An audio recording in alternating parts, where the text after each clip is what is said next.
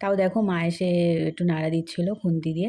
তো যাই হোক আমি তারপরে আর যা বাসনগুলো ছিল সেগুলো একটু মেজে নিয়েছিলাম। বাসন বলতে চায়ের বাসন-টাসনগুলো ছিল, তো সেগুলো একটু টুকটুক করে মেজে নিয়েছিলাম। আর মার বেসিক্যালি সব রান্নাবান্না সব কিছু কমপ্লিট হয়ে গেছিলো, যেহেতু মা সকালবেলা করে রান্না করে। তো আজকেও সেম তাই করেছিল, শুধু আমার আবার একটু কি হয়, একটু ভাজাভুজি ভালো লাগে খেতে। তো আমি বলেছিলাম একটু ভাজাটা করো, তাই আর কি করছিল। ঠিক আছে? তো যাই হোক এই বাসন-টাসন ধুতে মায়ের সাথে তাও বকবক করছিলাম। মা ভ্যাক করছে, "হ্যাঁ, ভালো করে বেসিনটা ধুয়ে নিবি, বেসিনটা ভালো করে পরিষ্কার করবি।"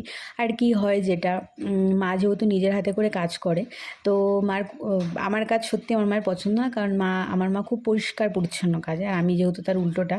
হ্যাঁ, পরিষ্কার পরিচ্ছন্ন, কিন্তু আমার আবার একটু ছড়িয়ে ছিটিয়ে কাজ করতে পছন্দ। মা যেমন গুছিয়ে করে, আমি আবার সেটা পারি না। তো যাই হোক করতে একটুখানি দেখতে গেছিলাম ঠিকঠাক আছে কিনা।